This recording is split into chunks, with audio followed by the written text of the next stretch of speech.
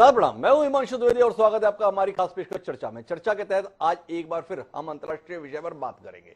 हमारी बातचीत के केंद्र में एक बार फिर रूस और यूक्रेन की जंग है। एक लंबे अंतराल के बाद हम इस विषय को लेकर कार्यक्रम कर रहे हैं। कार्यक्रम लेकर हम जिन परिस्थितियों में कर रहे हैं उसको लेकर अचंभा है। जिस समय पर रूस ने यूक्रेन पर हमला बोला था उस समय लगभग सभी एक राय थे कि ये कुछ दिनों की बात है, शायद हफ्ते का भी समय न लगे। बाद में लगा कि कुछ हफ्तों में बात हो जाएगी, लेकिन आज जब हम इस विषय पर बातचीत कर रहे हैं तो 55 दिन बीत चुके हैं।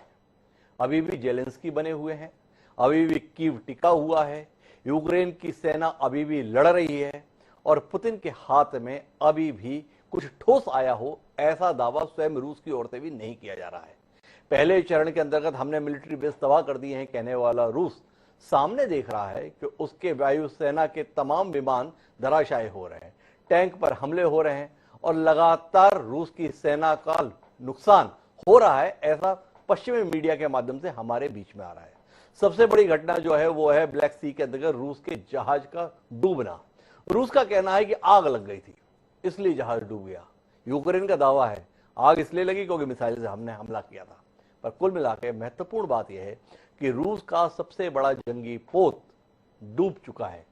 ये केवल जंगी पोत डूबा है या पुतिन की साख डूबी है, इस पर हम बात करेंगे, समझने की कोशिश करेंगे कि आखिर ये जंग जा कहां रही है। इस जंग के बीच में क्या अमेरिका समेत तमाम पश्चिमी देश जिस उद्देश्य को पूरा करना चाहते थे रूस को उलझाने के संदर्भ में यूक्रेन के नुकसान की कीमत पर, क्या उसमें सफल हो गए हैं? क्या आने वाले समय में तीसरे विश्व युद्ध की आहट की बात बार बार पश्चिमी क्षेत्र के देश जो बोलते हैं, विशेषकर ब्रिटेन और अमेरिका ऐसी आवाजें निकालते रहते हैं, पुतिन के परमाणु हमले की आशंका को वो जताते रहते हैं, क्या वाकई इसे गंभीरता से लेने की जरूरत है? क्या इस पूरी जंग के अंतर्गत रूस विश्व राजनीति में अलग थलग पड़ गया है या उसने अमेरिका के मुकाबले अपनी कोई नई पहचान ली है? ऐसे तमाम विषय हैं जो हमारे जहन में कौंध रहे हैं। इन्हीं का उत्तर लेने की कोशिश करेंगे, समझने की कोशिश करेंगे आने वाले समय में विश्व की राजनीति कहां जाएगी और रूस यूक्रेन जंग क्या अंजाम लेगी। चार खास मेहमान इस चर्चा का हिस्सा बनने के लिए हमारे साथ मौजूद हैं, उनसे आपका परिचय कराएं और इस गंभीर विषय पर वाकई कुछ विमर्श करने की कोशिश करें। उससे पहले समय है आज के विचार सूत्र का। हमारा आज का विचार सूत्र यह कहता है कि अन्यथा चिंतितम कार्य मन्यथा तत् तु जायते अहो न नु बुलवद देव कालाश दुरात्रिकम। अर्थात किसी कार्य को अन्य प्रकार से सोचा जाता है किंतु वह देववश और ही प्रकार का हो जाता है। अहो निश्चय ही देव प्रबल और कार्य दुर्लेद्य है। वेदव्यास जी के द्वारा यह कहा गया था। क्या रूस यूक्रेन के संदर्भ में यह बात सटीक नहीं बैठती है? पुतिन ने सोचा कुछ और था, हो कुछ और रहा है, या वाकई पुतिन ने जैसा सोचा था वैसा ही हो रहा है? इसी को समझने की कोशिश करते हैं। हमारे साथ इस चर्चा का हिस्सा बनने के लिए चार खास मेहमान हमारे साथ अंतर्राष्ट्रीय विषयों के जानकार पूर्व राजदूत अशोक सज्जनर साहब एक लंबे अंतराल के बाद हमारे साथ में, आपका स्वागत है। हमारे साथ में रक्षा विशेषज्ञ के तौर पर सेवानिवृत्त लेफ्टिनेंट कर्नल जयेश सोढ़ी साहब हैं। जयेश सोढ़ी साहब जो पिछली बार हमारे साथ जुड़े थे तो युद्ध के पहलुओं को बड़ी बारीकी के साथ हमारे साथ उन्होंने प्रस्तुत किया था। समझेंगे उनका वो आकलन अब कहां तक पहुंचा है। और साथ ही हमारे साथ रोविंद्र सचदेव जी हैं जो अंतर्राष्ट्रीय मामलों के जानकार हैं।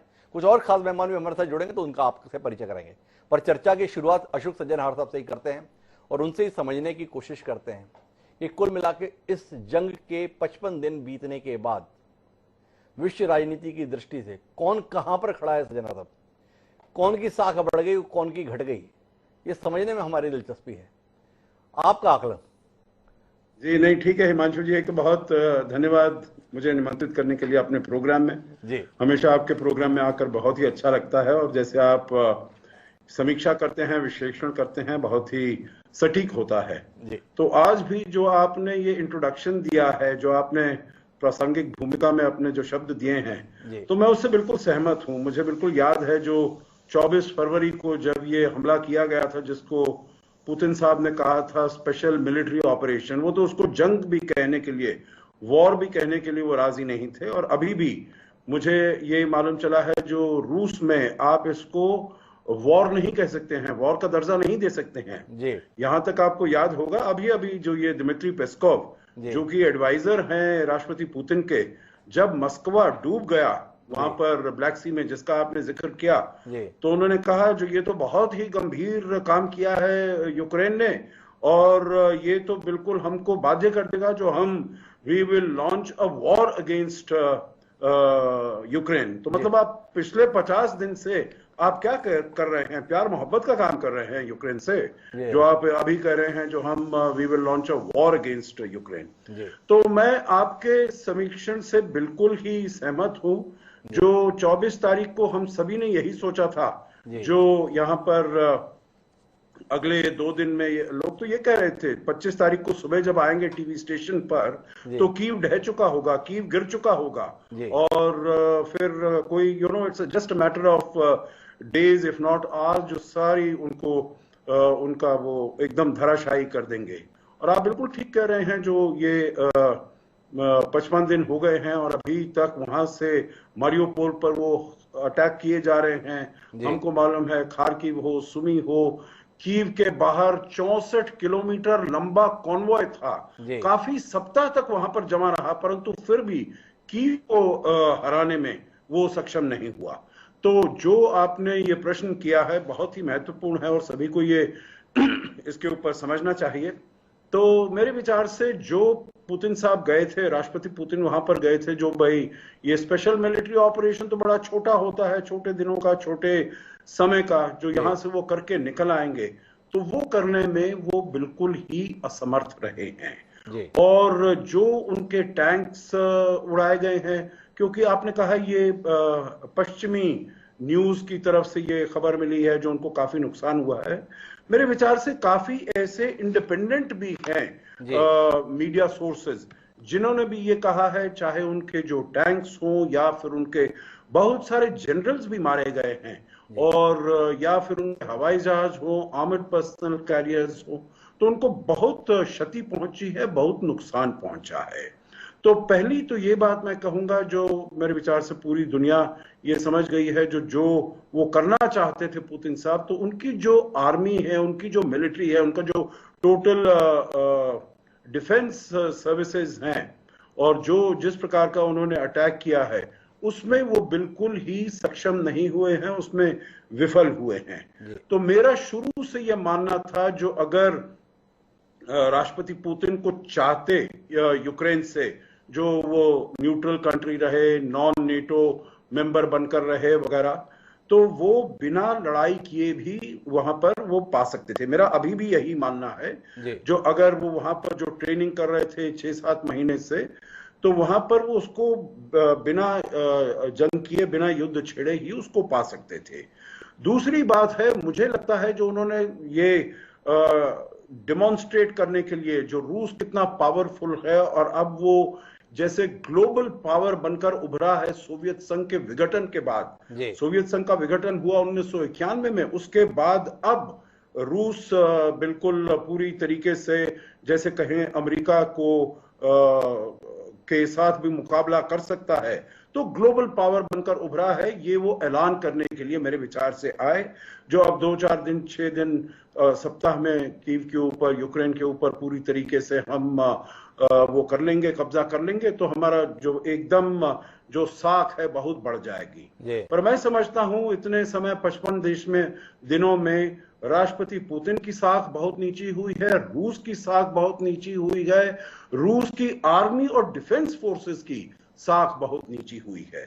और जो ये कहा जाए, एक तो स्टेलमेट हो गया है वहां पर, एक भी ऐसा शहर नहीं है जिसको वो कह सकते हैं जो हमने ये 55 दिन में इसको फतह किया है, इसके ऊपर हम पूरी तरीके से कब्जा कर पाए हैं।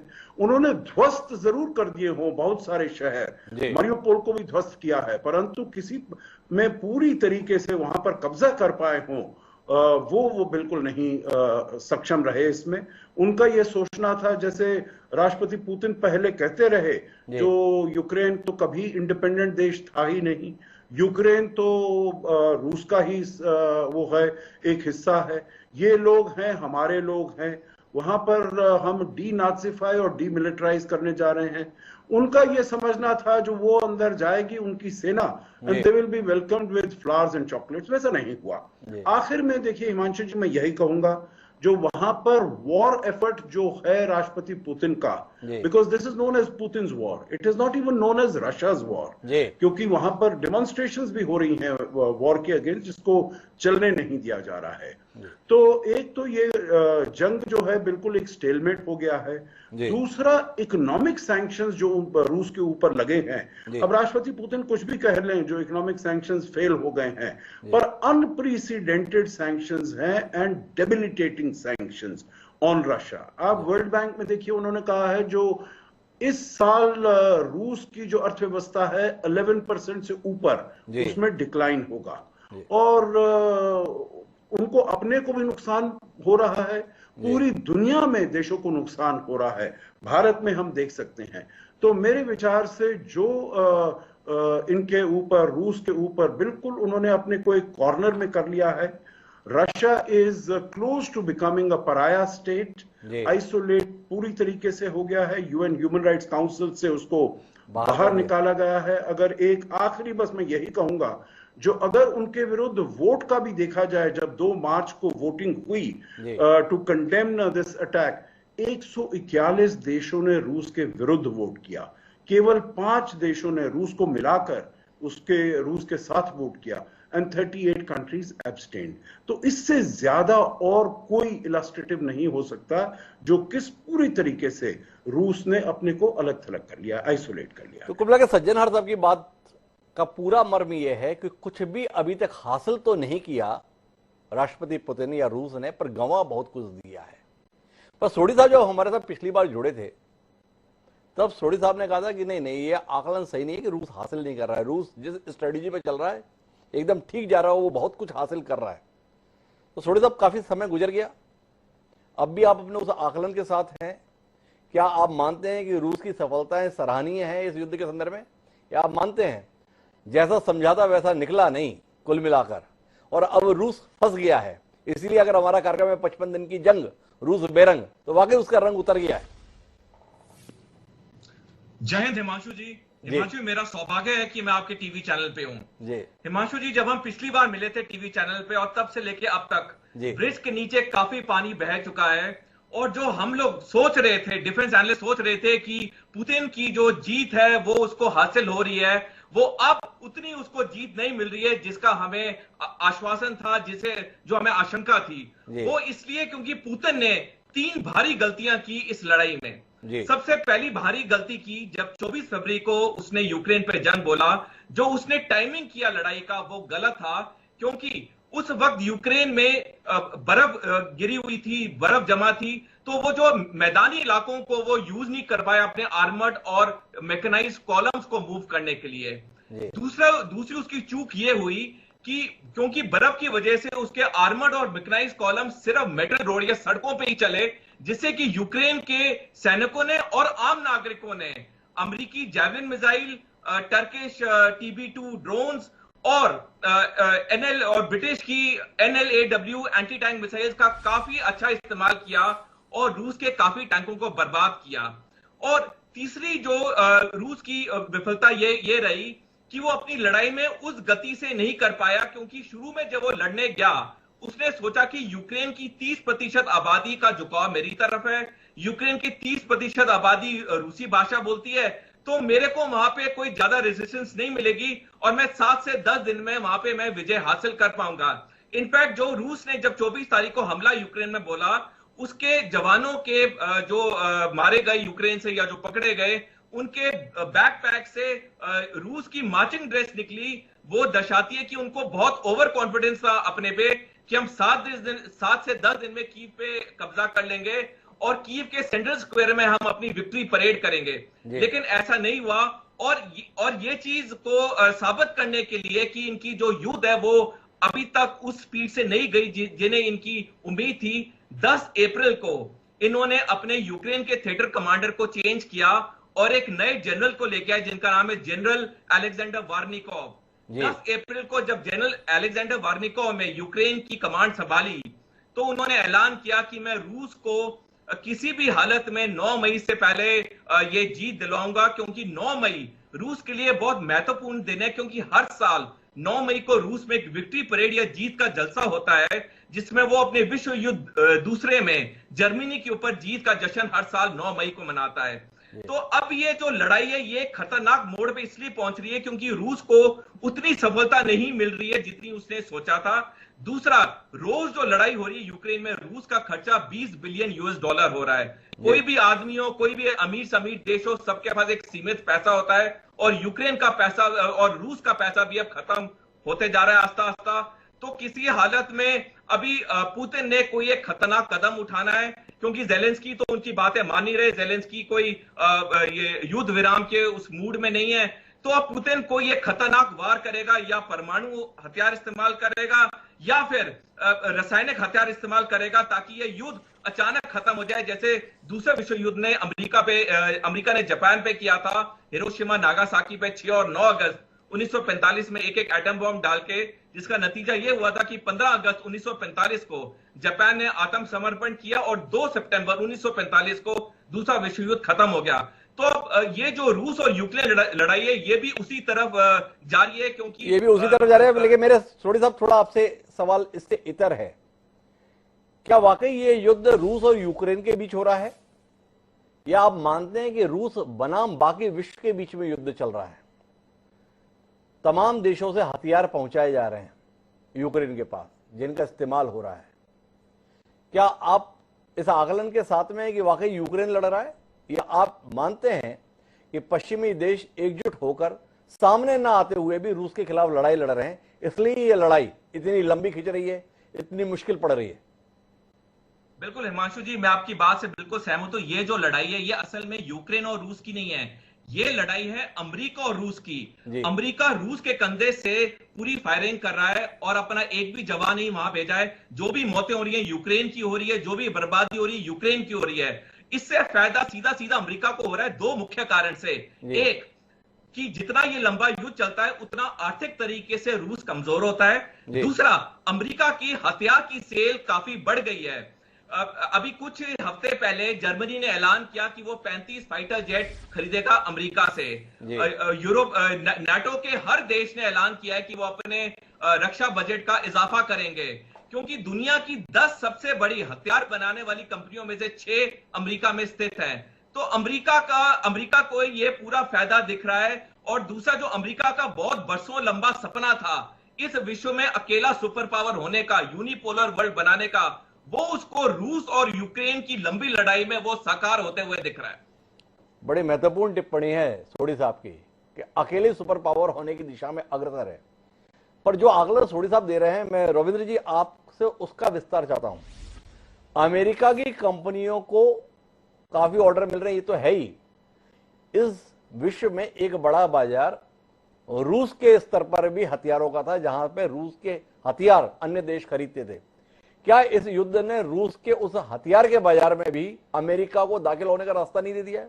क्या आप नहीं मानते हैं कि इस पूरे खेल में अमेरिका ने यूक्रेन की बर्बादी की कीमत पर अपना साम्राज्य, अपनी समृद्धि का विस्तार करना शुरू कर दिया है और पूरी दुनिया इस चीज को तमाशा बनकर देख रही है?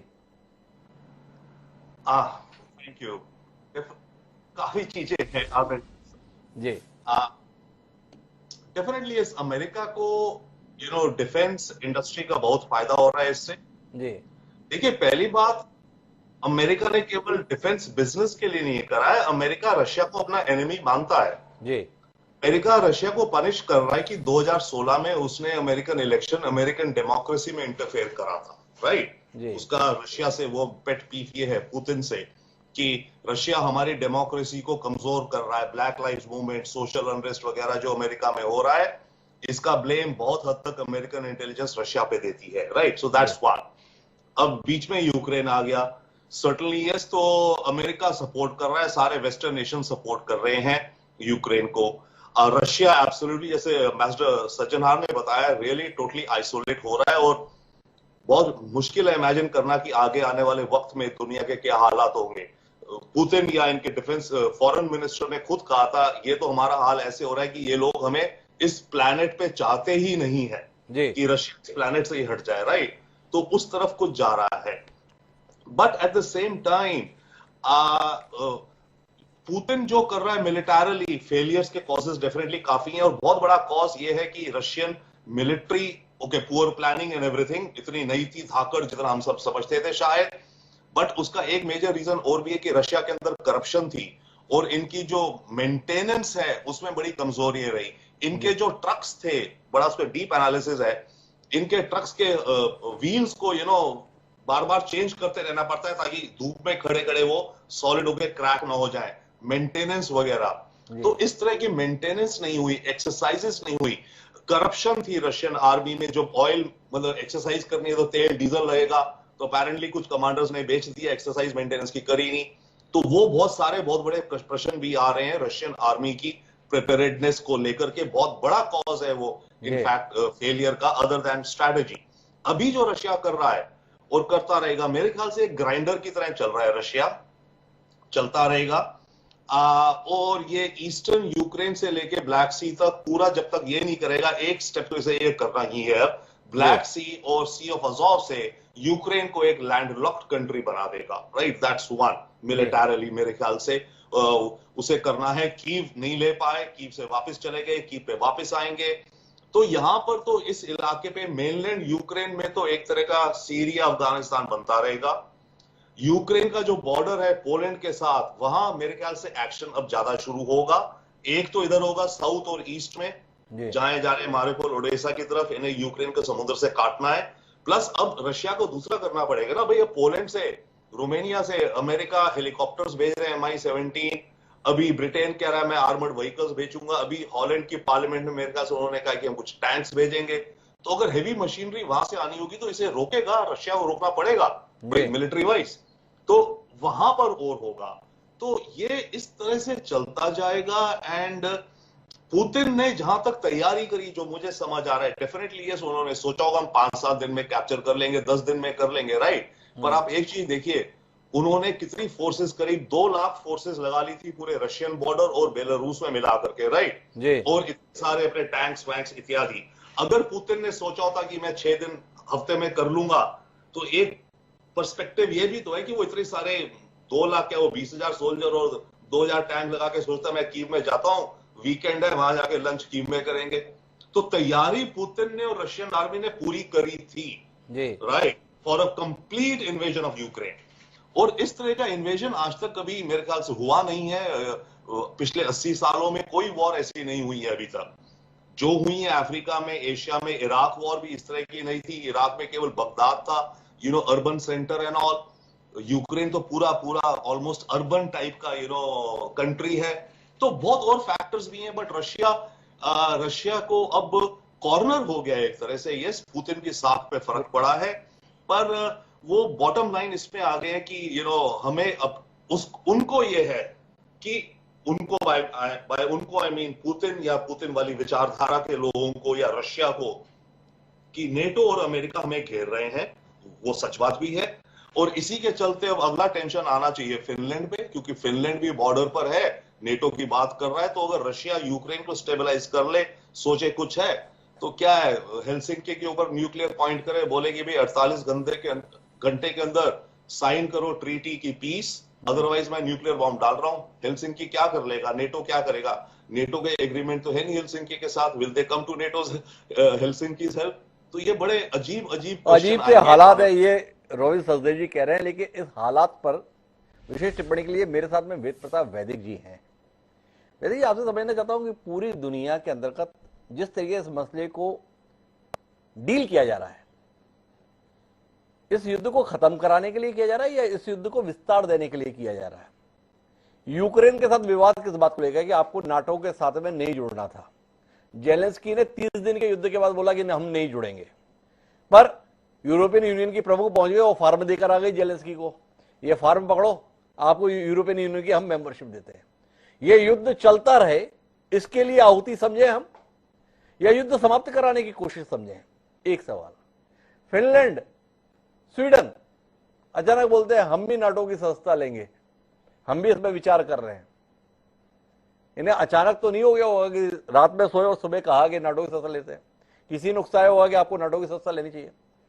आपका तो इतना लंबा अनुभव है, क्या देख रहे हैं आप? इस युद्ध को चलाए रखने की पूरी कोशिश चल रही है या इस युद्ध को समाप्त करने की वाकई कोई कोशिश है? नहीं, मुझे तो बहुत ही आश्चर्य हो रहा है जी कि पश्चिमी राष्ट्र और रूस जी दोनों पता नहीं कैसा इनका दिमाग है। जी ज़ेलेंस्की को फंसा दिया नेटो और अमेरिका ने, जी पानी पे चढ़ा दिया और उसके बाद मदद के नाम पर थोड़े से हथियार भेज दिए, थोड़े से पैसे भेज दिए, थोड़ा सा कुछ और भेज दिया। और आप ये देखें कि कितनी लज्जा की बात है कि ज़ेलेंस्की ने इन्हीं लोगों का, नेटो और अमेरिका का, कि मैं आपके साथ नहीं मिलना चाहता हूँ, आपको ज्वाइन नहीं करना चाहता, और आपने हमको धोखा दिया है। और आप देखें कि रूस ने जो कार्रवाई की है उसने अपनी प्रतिष्ठा पेंदे में बिठा ली है। शायद पुतिन को ये लगा होगा कि मैं स्टालिन की तरह, जैसे हंगेरी में उन्होंने किया था या ब्रेजनेव उन्होंने चेकोस्लोवाकिया में किया था, ऐसा एक धमकी भर से ही मैं तबाह कर दूंगा, यूक्रेन को झुका दूंगा। लेकिन जैसे अमेरिका की बेइज्जती हुई, वियतनाम में हुई और कई देशों में हुई, रूस ने भी अपनी बेइज्जती करा दी। अब मुझे लगता है कि महाशक्ति के तौर पर ये दोनों मुल्क बेहद बदनामी को प्राप्त हो गए हैं। इनकी प्रतिष्ठा बिल्कुल पैंदे में बैठ गई है। और पुतिन को तो मैं समझता हूँ कि इतना जबरदस्त मोहभंग हुआ होगा, ये जैसा ठीक मेरे पूर्व वक्ताओं ने कहा कि पुतिन ने कल्पना भी नहीं की होगी कि ये युद्ध 50 दिन तक या 55 दिन तक या 2 महीने तक खिंच जाएगा। तो मैं सोचता हूँ कि ये विश्व राजनीति को एक नई दिशा देगा। अब विश्व की राजनीति में इन महाशक्तियों का वर्चस्व एकदम चुनौती के लायक हो गया है। दोनों महाशक्तियों ने यूक्रेन के युद्ध से अपनी प्रतिष्ठा को गिरा लिया है।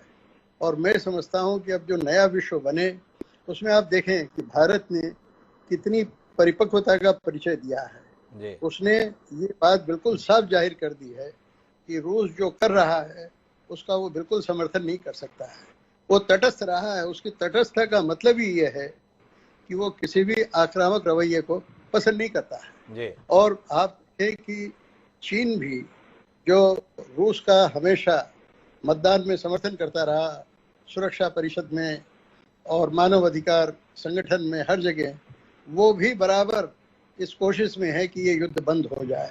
इसका मतलब ये है कि न तो अमेरिका की तरफ दुनिया झुक रही है, न रूस की तरफ झुक रही है। सब चाहते हैं कि युद्ध बंद हो जाए। जिस तरह से यूक्रेन में लोगों को मारा जा रहा है, इतनी बेरहमी, इतनी निर्दयता, बल्कि मैं कहूँगा कि इतनी पशुता तो सेकेंड वर्ल्ड वॉर में भी नहीं हुई है, फर्स्ट वर्ल्ड वॉर में भी नहीं हुई है। इतनी पशुता तो पहले वियतनाम में भी नहीं हुई है, इराक में भी नहीं हुई है, लीबिया में भी नहीं हुई है, जितनी पशुता यूक्रेन में हो रही है।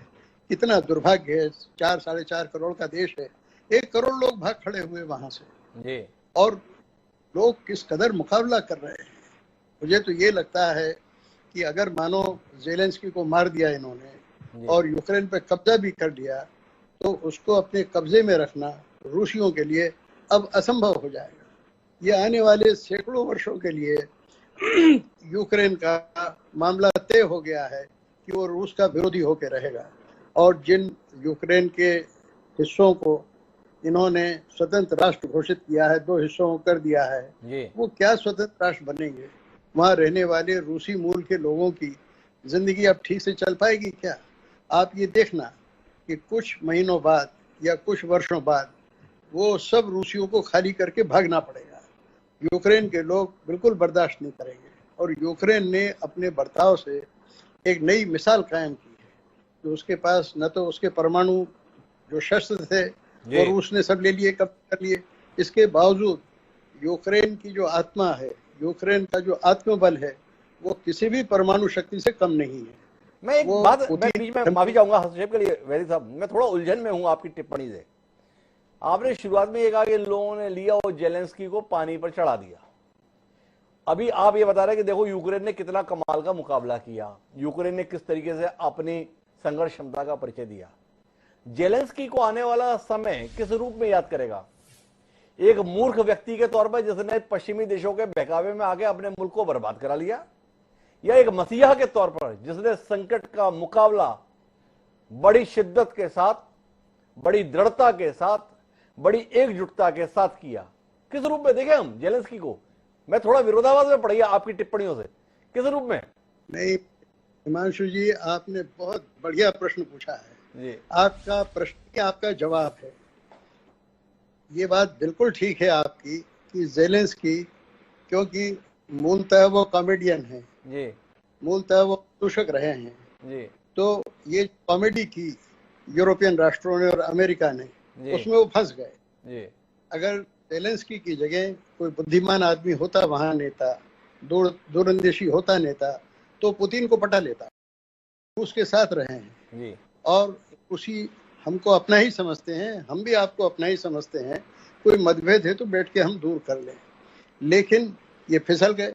अब फिसल गए, लेकिन अब संभल गए। संभल के इन्होंने टूक बात कह दी। ये बड़ी बात है।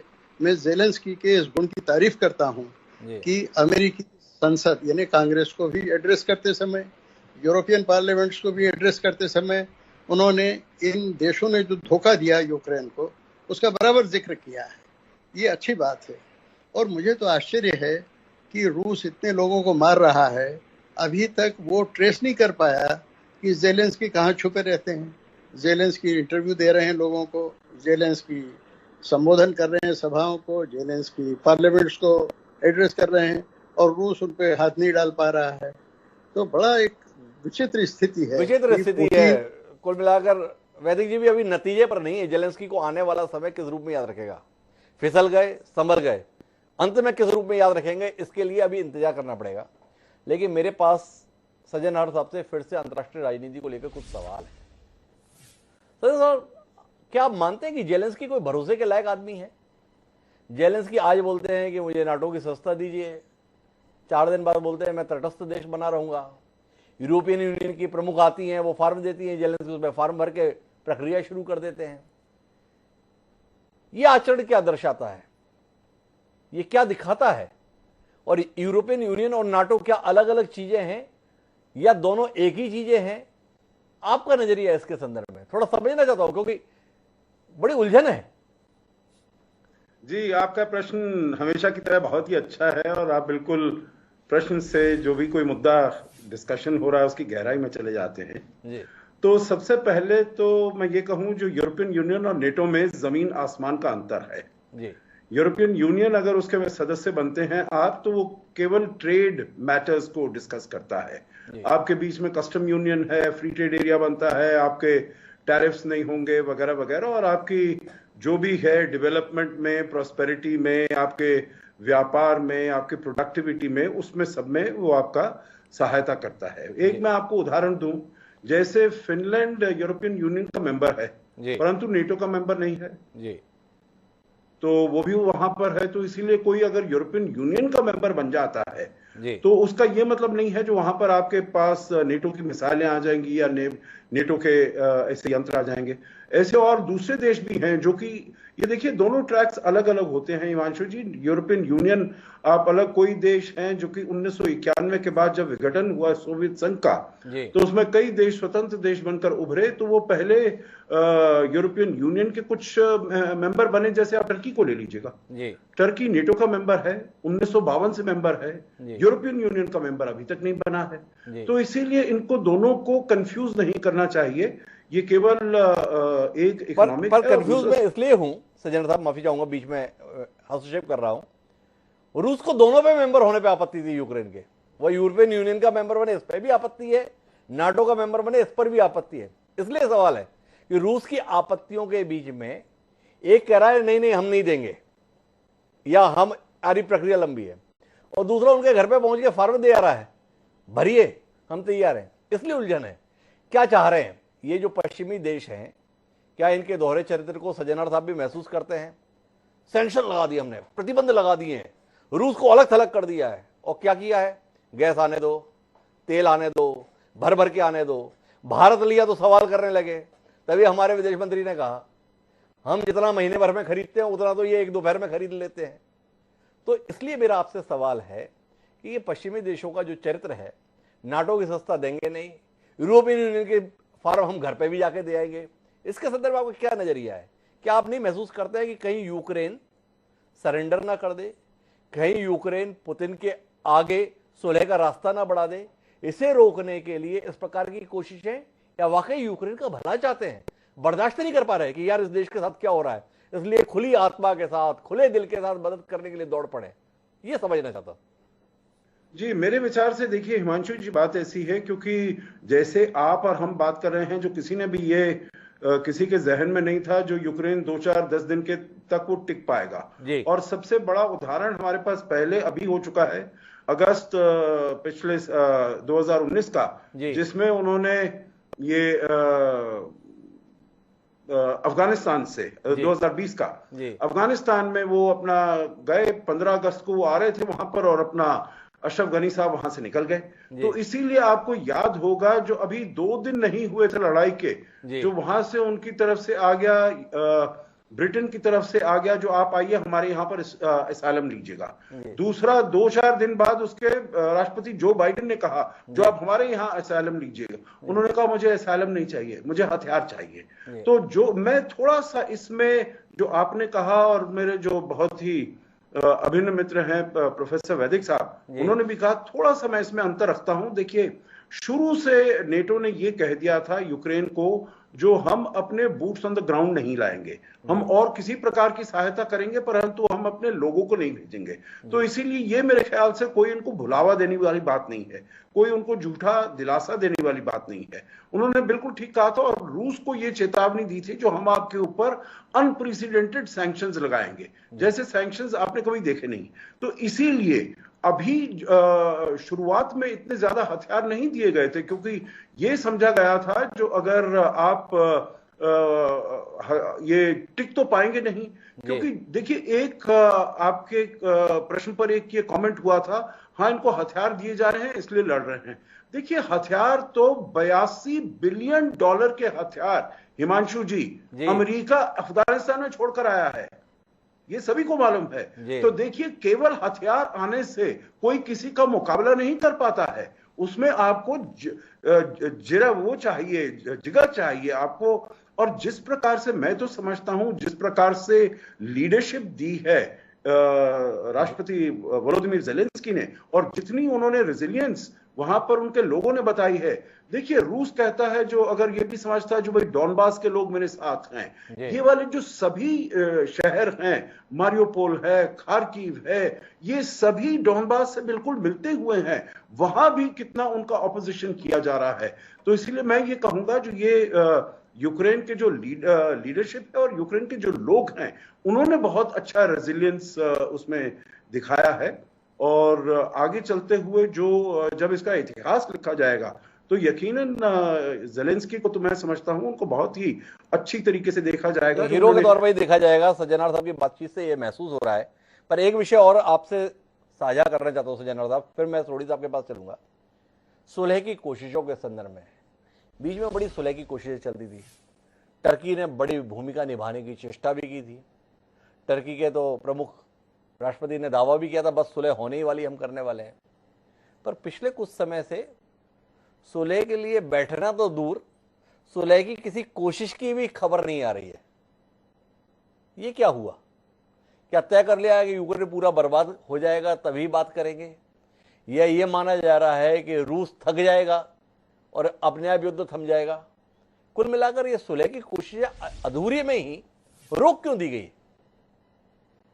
जी बिल्कुल, आप ठीक कह रहे हैं, प्रश्न बहुत ही महत्वपूर्ण है। और इसमें ये बात है क्योंकि पुतिन को तो failure is not an option, उसको कुछ ना कुछ चाहिए। जैसे वो कहा वियतनाम से जब यूनाइटेड स्टेट्स निकला था तो that was peace with honour, उनको चाहिए, तो कुछ ना कुछ फेस सेविंग उनको चाहिए।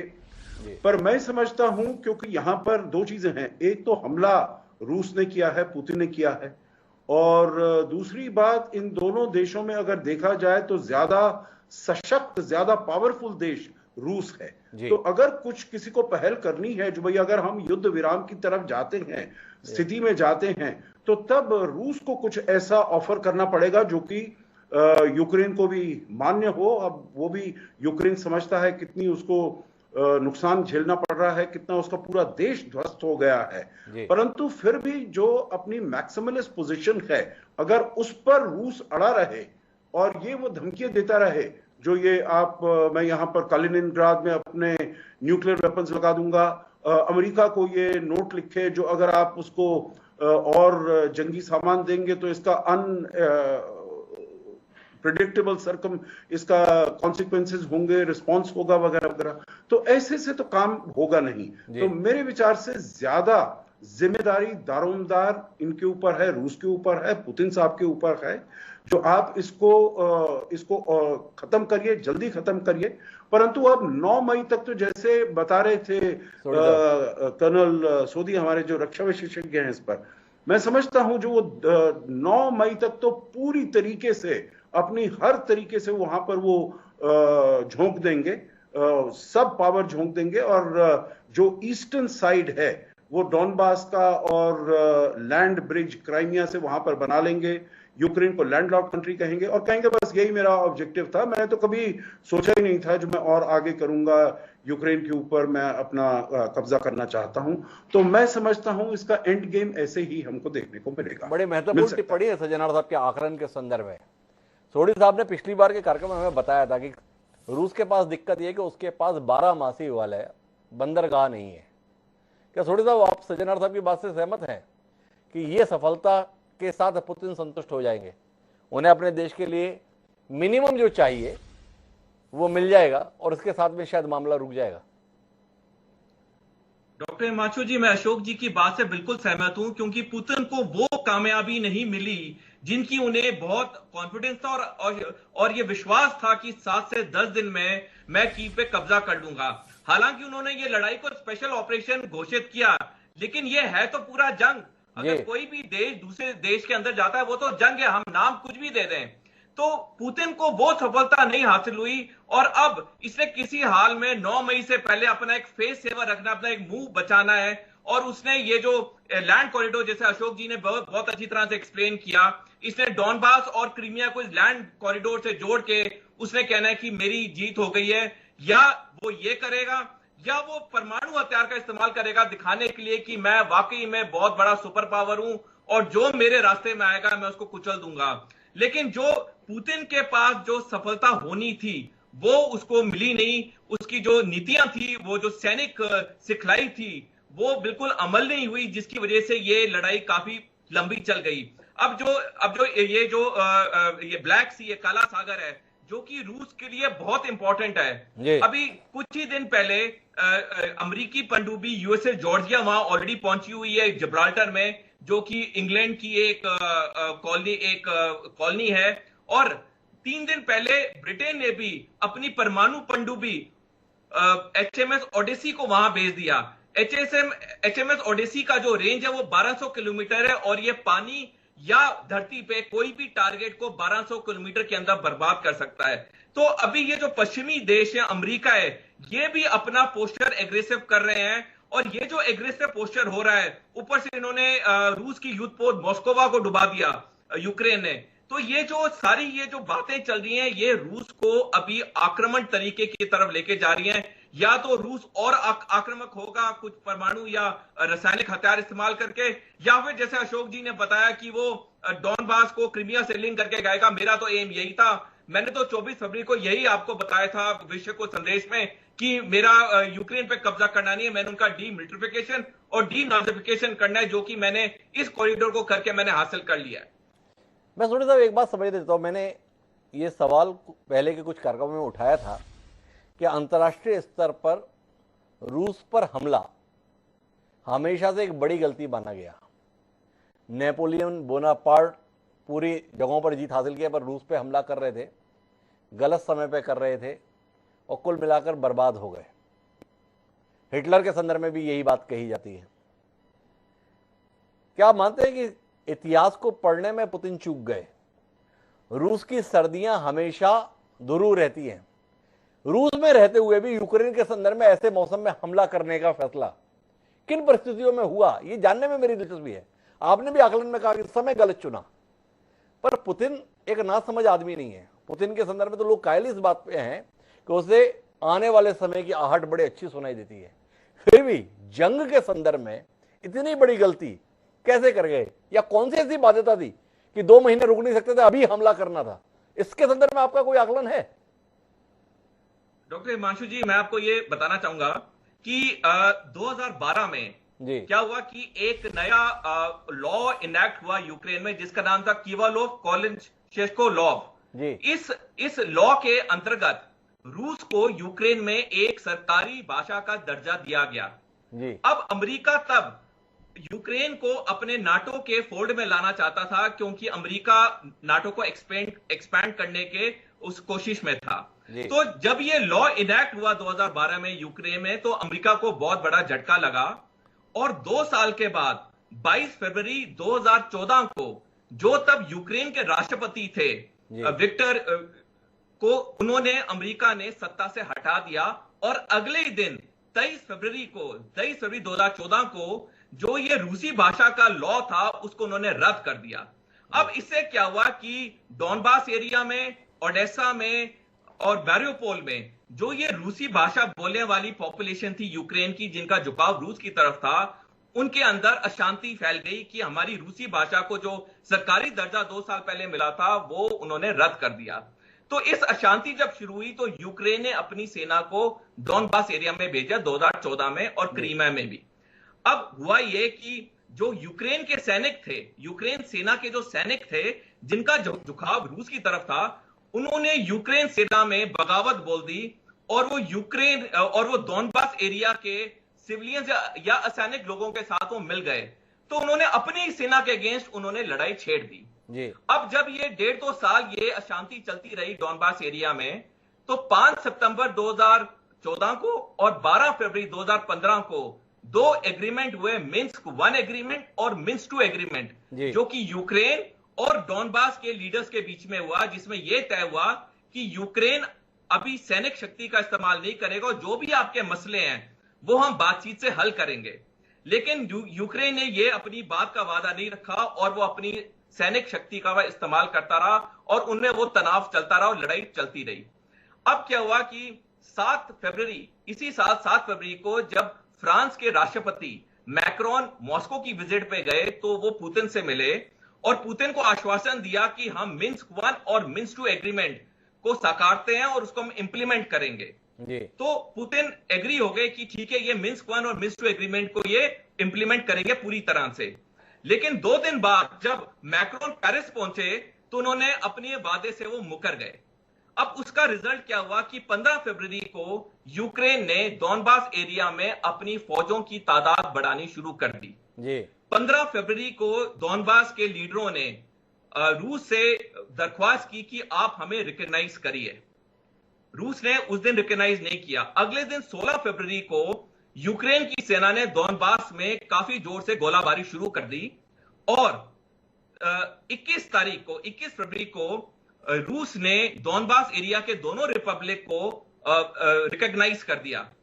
23 फरवरी को ये डॉनबास के दोनों रिपब्लिक ने रूस से मिलिट्री सहायता मांगी और 24 तारीख को पुतिन ने अपनी सेना यूक्रेन में भेज दी। लेकिन पुतिन यहां चूक गए कि हिस्ट्री पढ़ाती है, तभी हर सैनिक पढ़ाई में, हर आर्मी में एक अहम सब्जेक्ट होता है मिलिट्री हिस्ट्री। मिलिट्री हिस्ट्री इसलिए हमें पढ़ाया जाता है फौज में कि हम पुराने जो लड़ाइयां हुई हैं उनसे हम सबक सीखें और वो गलतियां ना दोहराएं जो गलतियां पहले हुई थी। डॉक्टर हिमांशु जी, आपको याद होगा 1971 में अप्रैल में तब के प्रधानमंत्री इंदिरा गांधी जी ने आर्मी चीफ तब जनरल और बाद में फील्ड मार्शल मैनेकशॉ को बुला के बोला कि मैं चाहती हूं कि आप बांग्लादेश को आजाद करो, बांग्लादेश पे हमला बोलो। मैनेकशॉ ने उनको बोला कि मैं हमला अप्रैल में नहीं करूंगा, अगर मैं अप्रैल मई में करूंगा तो मैं आपको सिर्फ हार आश्वासन दे सकता हूं, अगर मैं ये लड़ाई दिसंबर में छेड़ूंगा तो मैं आपको जीत का आश्वासन देता हूं। तो जो डिफेंस सेक्रेटरी थे इंदिरा गांधी जी के ऑफिस में, वो काफी बखला गए कि आर्मी जनरल ने ये बात प्रधानमंत्री को सीधे तौर पे बोल दी। लेकिन इंदिरा गांधी को फील्ड मार्शल मैनेकशॉ पे भरोसा था। उन्होंने कहा ठीक है, आप तब लड़ाई लड़िए जब आप कॉन्फिडेंट हो। और हमने इतिहास देखा कि वो लड़ाई जब दिसंबर में लड़ी गई तो 14 दिन के अंदर भारतीय सेना ने पाकिस्तानी सेना को हरा दिया और बांग्लादेश को आजाद कर दिया। तो पुतिन से यह बहुत बड़ी चूक हुई कि उन्होंने मिलिट्री हिस्ट्री की टीचिंग्स को पढ़ानी और वो जल्दबाजी में आ गए और उन्हें गलत टाइम में, जब यूक्रेन में और ईस्टर्न यूरोप में बर्फ बहुत होती, उन्हें उस टाइम पे ये आक्रमण छेड़ा, जिसकी वजह से ये लड़ाई बहुत लंबी चल गई और आज 55 दिन है और लड़ाई अभी भी खत्म होने के कगार पे नहीं है। तो कुल मिला के लड़ाई के लिए समय गलत चुना। लेकिन एक बात जो सोढी साहब रेखांकित कर रहे हैं वो ये कि लड़ाई शुरू रूस ने नहीं की। कुल मिला के हालात जो बनाए वो यूक्रेन के द्वारा ही बनाए गए। डोनबास क्षेत्र में जो सैन्य कार्रवाई की तो पुतिन के लिए जो लगातार वहां के अलगाववादियों को संरक्षण देते आ रहे थे, मजबूरी थी ऐसी परिस्थिति में अकेले न छोड़ने की। लेकिन मैं आगे के संदर्भ में बात करना चाहता हूं, इसके लिए रोबिन जी आपके पाना चाहता हूं। दोनों देशों में अभी भी अपनी लीडरशिप को लेकर कोई असंतोष नहीं है। पश्चिमी मीडिया ने ये जताने की कोशिश की कि पुतिन के युद्ध के संदर्भ में विरोध है, पर जितने मेरे संपर्क में लोग हैं जो रूस के मूलतः लोग हैं, रूस में भी दो किस्म के लोग हैं। एक संख्या ऐसी है जो मूलतः यूक्रेनी मूल के हैं, उनके अंतर्गत तो नाराजगी है, पर जो मूलतः रूसी हैं वो आज भी पुतिन के साथ हैं। और यूक्रेन के संदर्भ में भी एक बात जो समझने की वो ये है कि इतनी बर्बादी, इतनी तबाही के बाद भी कहीं जेलेंस्की को लेकर नाराजगी, असंतोष नहीं है कि इसने मरवा दिया, मूर्खता कर दी। लोग उनके आह्वान पर लड़ रहे हैं।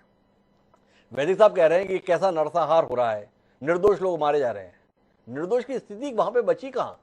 आम आदमी वहां पे हथियार उठाए हुए है, रूसी फौज के ऊपर पेट्रोल बम फेंक रहा है, गोलियां चला रहा है। और जब गोलियां चला रहे हैं, पेट्रोल बम फेंक रहे हैं, तो उनके पकड़े जाने पर उन्हें कोई फूल मालाएं पहनाएंगे ऐसी उम्मीद सामान्य परिवेश में भी हम नहीं कर सकते। तो यहां पर हम कैसे उम्मीद कर रहे हैं? आपसे समझना ये चाहता हूं कि ये कैसे संभव हो पा रहा है कि इतने बड़े तनाव के बाद भी दोनों ही राष्ट्रनायक अपने अपने देश में सराहे जा रहे हैं। इस पर आपकी कोई टिप्पणी? देखिए, इसका एक रीजन तो डेफिनेटली शॉर्ट आंसर है कि दोनों देशों के अंदर जो माइंडसेट है या जो भी कहीं प्रोपेगेंडा है वो उनके लीडर के प्रति बहुत पॉजिटिव है। पुतिन ने अपने लिए बना रखा है प्रोपेगेंडा, अपनी इमेज की हम रशिया को ये लोग घेर रहे हैं जी। और ये हमारे देश की वैल्यूज के सर्वाइवल का प्रश्न है इस समय, राइट जी। उधर जेलेंस्की ने भी डेफिनेटली, ये जेलेंस्की भी जो कर रहे हैं प्रोपेगेंडा को नेगेटिव मत लीजिए, पॉजिटिव तरीके से लीजिए कि उनका जो मैसेज है उससे उन्होंने अपने देश के लोगों को कन्विंस करा हुआ है। तो इस समय इन दोनों लीडर्स ने शायद कन्विंस करा हुआ है अपनी पॉपुलेशंस को अपने सपोर्ट के लिए, राइट, दैट्स वन। दूसरी बात, यस डेफिनेटली काफी जो बड़े अहम पॉइंट्स रेज हुए हैं, without doubt to my mind ये वॉर अमेरिका की क्रिएट की गई है क्यों पिछले 20 सालों से नेटो के घेराबंदी धीरे धीरे करते, राइट, वन। सेकेंडली, ये इसको मैं कहता हूं इट्स अ वॉर ऑफ मिसकैलकुलेशंस। सबने मिसकैलकुलेट करा है। हम कह रहे हैं पुतिन ने करा, right, we looked into various reasons की military strategy and all. I think America has also miscalculated. भाई अगर अमेरिका को यह था कि वॉर नहीं होनी चाहिए, और वही बात आ जाती है नोबडी इज टॉकिंग पीस आज की तारीख में, राइट, पीस की तो कोई बात ही नहीं है, ये बात है हराने की। मैं तुम्हें हराऊंगा या तुम मुझे हराओगे, पीस की कोई बात नहीं है इस दुनिया में आज की तारीख में, राइट। तो अमेरिका की क्या ये मिसकैलकुलेशन नहीं थी कि उसने सोचा मैं सैंक्शंस की इतनी बड़ी थ्रेट दे दूंगा कि रशिया उन सैंक्शंस की सोच लेकर के डर के ये वॉर नहीं करेगा। भाई अमेरिका वॉर रोकना चाह रहा था ना जी, ओके। तो अगर सैंक्शंस वर्क नहीं हुई तो ये भी अमेरिका की एक मिसकैलकुलेशन है to prevent the war, right. Otherwise या श्योर वो हम लॉजिक भी समझते हैं कि अमेरिका को फर्क नहीं पड़ता, बल्कि अमेरिका का फायदा है कि वॉर हो और मल्टीपल रीजंस होते जाएं, रशिया वीक होता जाए इत्यादि। पर मैं उसमें भी नहीं जाऊं तो on the face of it, अगर हम माने दुनिया की डिप्लोमेसी में वॉर रोकना नंबर 1 होता है, तो अमेरिका को भी पता होगा ना ये सैंक्शंस इतनी सीवियर नहीं है कि रशिया मेरे से डर नहीं रहा, रशिया तो अटैक करेगा ही करेगा। सो इट्स और जेलेंस्की का जो कहना कि भाई ओके यस डेफिनेटली नेटो ने बोला था हम बिल्कुल नहीं आएंगे, बार बार बोला था, तो क्या जेलेंस्की मिसकैलकुलेट कर गए शुरू के हफ्तों में कि अगर वॉर हो गई तभी तो वो बार बार अमेरिका और जर्मनी सबसे कह रहे थे मुझे सोल्जर्स दो, तो वो मिसकैलकुलेट कर गए शायद कि अगर वॉर हो गई, मैं लड़ गया, तो हफ्ते 10 दिन में नेटो मेरे पास सपोर्ट में आ जाएगी, मिलिट्री ऑन द ग्राउंड। तभी आपको ध्यान हो शुरू के 10-15 दिन 20 दिन वो लगे रहे कि मुझे आप भेजो, फिर वो डिसअपॉइंट हुए, ओके। और एक तरह से उन्होंने कहा ठीक है, यस आई अंडरस्टैंड नाउ, मत दो, मुझे नहीं चाहिए पर मैं तो लड़ूंगा, मुझे दूसरी, I want weapons now, right. तो ये वॉर ऑफ मिसकैलकुलेशंस है। जहां तक यूरोपियन यूनियन और नेटो का क्वेश्चन था, definitely that's a beautiful question. मैं एक चीज और कहूंगा, इससे अमेरिका को एक और बहुत बड़ा फायदा हुआ है और दुनिया में एक नया ब्लॉक बना है, यूरोपियन यूनियन। जी देखिए, इस वॉर से पहले यूरोप जो था ना, वर्ल्ड की जियोपॉलिटिक्स में, ठीक है यूरोप कुछ चाइना की तरफ जा रही है कंट्रीज, फ्रांस जर्मनी अमेरिका के खिलाफ भी बोलते हैं ये वो, तो यूरोप का अपना एक अस्तित्व नहीं था इन अ सेंस। इस वॉर से ये हुआ है कि ये सॉलिडिफाई हो गया है मेजरली। नेटो तो हो ही गया और यूरोपियन यूनियन, वो इकोनॉमिक ट्रैक है दोनों, इकोनॉमिक और डिफेंस, और ये दोनों अलाइन हो गए हैं कंप्लीटली अमेरिका के साथ। जी। तो अमेरिका को ये बहुत बड़ा फायदा हुआ है कि यूरोप टोटल सॉलिड। अब आप देखिए, कोई भी स्टेटमेंट्स आती है इनकी, ये होती है वी यूरोपियंस, आप क्लियरली कह रहे हैं सर जी, अमेरिका भी और यूरोपियन लीडर्स भी, we the West, our values etcetera. तो ये एक मेजर सॉलिडिफिकेशन हो गई I would say of Europe, European Union as well as of the NATO, जो कि अमेरिका के बेनिफिट में भी, जो अमेरिका के बेनिफिट में। रोविंद जी ने एक अलग पहलू दिए, पर वैदिक जी, क्या आप रोविंद जी के इस आकलन से सहमत हैं? क्या नाटो वाकई इतना एकजुट है? क्योंकि जिस प्रकार की प्रतिबंध लगाए रूस के संदर्भ में, उसके संदर्भ में अमेरिका और ब्रिटेन, इन दोनों का कमिटमेंट अलग दिखता है, और बाकी जो देश हैं, खासतौर पर जर्मनी, फ्रांस, इनका आचरण कुछ और दिखता है। ये अभी भी पुतिन से बात करने में अपने आप को ज्यादा सुखी महसूस करते हैं। मैक्रो अभी भी बीच बीच में फोन कर लेते हैं, जर्मनी के लोग भी संपर्क कर लेते हैं। एक तो मैं ये समझना चाहता हूं, दूसरा ये जानना चाहता हूं, जेलेंस्की पिछले एक हफ्ते से बड़ा न्योता दे रहे हैं, जो बाइडेन को भी बुला रहे हैं जरा कीव आइए, मैक्रो को भी बुला रहे हैं जरा कीव आइए, जर्मनी से भी बोल रहे हैं जरा आइए, कोई जा नहीं रहा है, क्यों? हिमांशु जी, आप जितनी बारीकी से अंतर्राष्ट्रीय मामलों में सवाल पूछते हैं जी, मुझे तो बहुत आनंद होता है जी। हिंदी के टेलीविजन चैनलों पर इतनी गहरी बहस करने वाले कोई एंकर मुझे दिखाई नहीं पड़ते जी। आपने बहुत अच्छा सवाल पूछा मुझसे कि अब यूक्रेन क्या कर रहा है जी, और नेटो कंट्रीज का रवैया क्या एक जैसा है जी?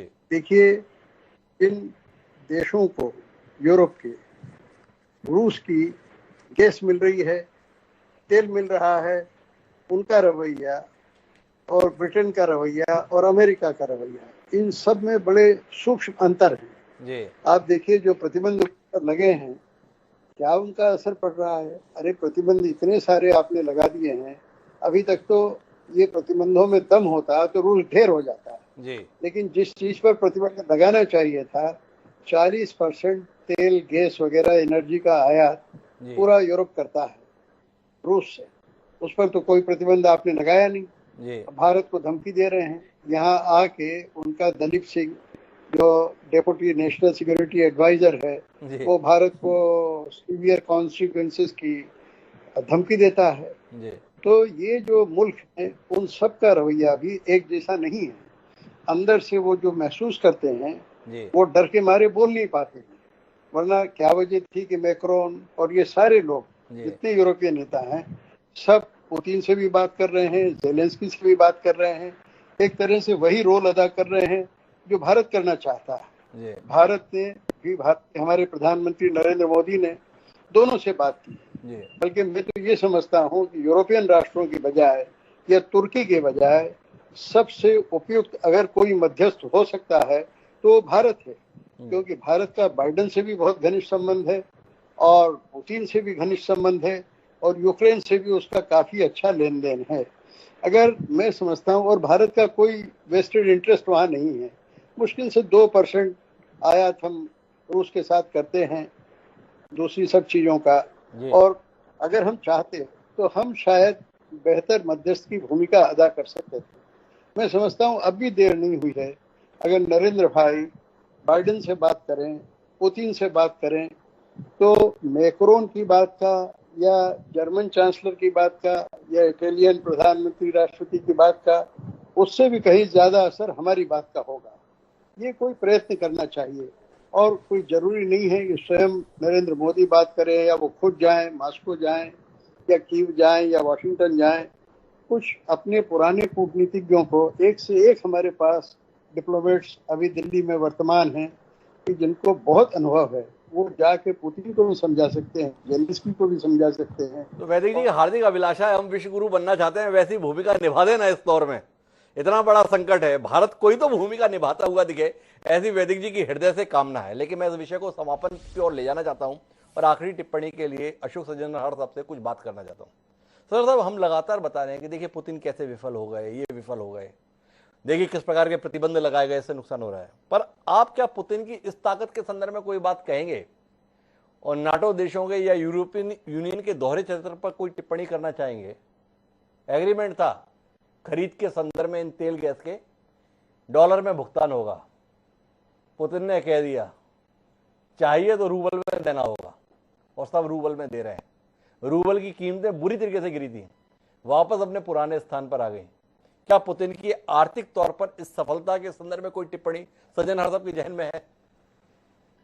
जी देखिए, मैं इसमें दो चीजें कहूंगा। एक तो ये जो भारत के लिए और पूरी दुनिया के लिए बिल्कुल ही रूस को एकदम खत्म कर देना, उसको एकदम पराया स्टेट बना देना, उसको एकदम आइसोलेट कर देना, वो किसी भी देश के फायदे के लिए नहीं है, ना अमेरिका के फायदे के लिए। अब मैं इसलिए कह रहा हूं कि हमको अगर एकदम खत्म हो गया उसका वर्चस्व, उसका महत्व, उसकी स्ट्रेंथ, पावर, तो वो बिल्कुल जाकर चीन के आगोश में बैठ जाएगा। और चीन और रूस का एक साथ ऐसे आना ये बहुत ही हानिकारक है, न केवल भारत के लिए, न केवल यूरोप के लिए, परंतु अमेरिका के लिए भी। क्योंकि हम सब देश जानते हैं जो असल में जो हमारा एडवर्सरी है, जो हमारे से हॉस्टिलिटी है, वो चीन है।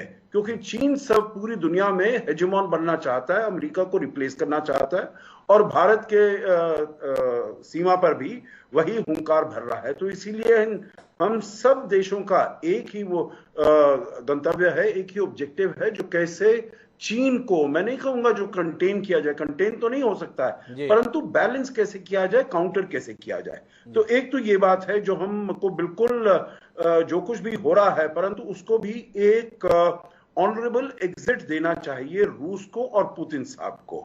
और ये जो हुआ है इधर जो ह्यूमन राइट्स काउंसिल से उनको निकाल दिया गया है, ठीक है, वो अब हो गया है, परंतु अब थोड़ा सुलह की तरफ हम सबको चलना चाहिए। क्योंकि इसका आखिर नतीजा, जैसे वो कह रहे थे, अगर न्यूक्लियर वेपन्स, हालांकि मैं स्वयं सोचता हूं जो वो न्यूक्लियर वेपन्स इस्तेमाल नहीं करेगा, क्योंकि नहीं तो फिर पूरी हिस्ट्री में, जैसे अभी भी वो कहा जाता है 1945 के बाद अभी कोई इस्तेमाल नहीं हुआ है, तो पूरी इतिहास, तारीख उनको बहुत ही गलत तरीके से रूस को भी देखेगी और पुतिन को भी देखेगी। दूसरा आपका प्रश्न है जो तेल और उसको लेकर, तो मैं समझता हूं जो ये कभी अमेरिका ने या किसी ने नहीं सोचा जो अगर हम सैंक्शंस लगाएंगे तो इसका इतना प्रभाव होगा पुतिन के ऊपर, रूस के ऊपर, जो वो हमारी बात मान जाएंगे। देखिए, सैंक्शंस का सबको मालूम है, पूरी दुनिया को मालूम है, जो इतना प्रभाव, इतना असर कभी नहीं होता है, और परंतु फिर भी उसकी अर्थव्यवस्था को हानि पहुंचाने में तो यकीनन वो बहुत उसने काम किया है। अब देखिए, यूरोप में केवल एक दो देश हैं, हंगरी में ओरबान ने कहा है जो अगर वो रूबल में मांग करेंगे तो हम पेमेंट करेंगे, सर्बिया ने कहा है। परंतु और अगर आप देखें सेंट्रल एशिया में, उन्होंने ये कजाकिस्तान है, मैं उसको सेंट्रल एशिया को बड़ी अच्छी तरह फॉलो करता हूं, उन्होंने कहा है जो हम कोई भी इनका जो भुगतान है हम उसमें नहीं करेंगे, रूबल में नहीं करेंगे। तो इसीलिए यूरोप में भी और देशों में भी ये ऐसी वो सामान्यता नहीं है जो हम जो पुतिन कह रहे हैं उसको सभी मान लेंगे। ये आपका कहना ठीक है, जो 130 140 गिर गया था रूबल टू अ डॉलर और फिर से 85 90 आ गया है, परंतु ये सब देखते हुए देखिए, जो रूस की अर्थव्यवस्था है 1.5 ट्रिलियन डॉलर्स, भारत की अर्थव्यवस्था से आधी अर्थव्यवस्था है उसकी। और जैसे इन्होंने बताया 20 बिलियन डॉलर अगर एक दिन में उसका खर्चा हो रहा है, तो उसके पास बिल्कुल ऐसी क्षमता नहीं है तो ये लड़ाई को आगे चला सके ज्यादा देर तक। तो ये समझना जो इससे ऐसी चीजों से जो हमें आप रूबल में पे करिए वगैरह वगैरह, वो उससे कहीं ज्यादा उसकी अर्थव्यवस्था पर बेहतर असर होगा, ये मैं नहीं मानता हूं। ये टेम्परेरी थोड़ा सा हो जाए, परंतु आगे चलते हुए तो उसको बहुत ही क्षति महसूस करनी होगी। तो कुल मिलाकर हम आज की इस पूरी बातचीत के नतीजे पर पहुंचना चाहें तो कुल मिलाकर असमंजस चहुं और पसरा हुआ है। शांति दरकार है, पर शांति के लिए कोई पहल नहीं है। क्या यूक्रेन की बर्बादी पर ही शांति आएगी या रूस के कंगाल होने के बाद शांति आएगी? कमोबेश इस इंतजार के अलावा और कुछ दिख नहीं रहा है। दिख रहा है तो केवल एक बात कि भूले से भी ये हालात और ज्यादा खराब होकर परमाणु युद्ध के संदर्भ में ना चले जाए। कहीं कुछ ऐसा घटित ना हो जाए जिसके लिए आने वाली नस्लें हम सबको गुनहगार समझे। क्या हम में से कोई ऐसी भूमिका निभाएगा जिसके चलते शांति का रास्ता बन पाएगा? वैदिक जी भारत के संदर्भ में उम्मीद जता रहे हैं। भारत की तटस्थता की नीति की सराहना हमारा पूरा पैनल कर रहा है, पर तटस्थता को छोड़ मध्यस्थ की भूमिका में क्या भारत आएगा, इसके लिए हम इंतजार करते हैं। बहरहाल आप चारों मेहमानों को बहुत बहुत धन्यवाद हमारे साथ इस चर्चा का हिस्सा बनने के लिए। हमारे आज के संदर्भ में जो ये पूरी बातचीत है उसमें समझ में आया कि हर तरफ मुश्किल है और इस मुश्किल को ही समर्पित हमारा आज का शेर है। हमारा शेर कहता है कि मुश्किलों की यही है बड़ी मुश्किलें, कि मुश्किलों की यही हैं बड़ी मुश्किलें, आप जब चाहें कम हो तभी ये बढ़े। नीरज गोस्वामी ने जो ये कहा था इस समय पे कितना सटीक है। ना जेलेंस्की की मुश्किलें कम हो रही है, ना पुतिन की मुश्किलें कम हो रही है, ना यूरोपियन यूनियन की मुश्किलें कम हो रही है, ना नाटो की मुश्किलें कम हो रही हैं, ना ही दुनिया की मुश्किलें कम हो रही है। अमेरिका के संदर्भ में पता नहीं कि उसकी मुश्किलें क्या है, पर इतना तय है कि जो कुछ चल रहा है ठीक नहीं चल रहा है, रुकना चाहिए। पर कब, इसके लिए इंतजार करते हैं और अब आपसे इजाजत लेते हैं। कल फिर मिलेंगे नए विषय के साथ। मुझे इजाजत, साथ बढ़ाओ।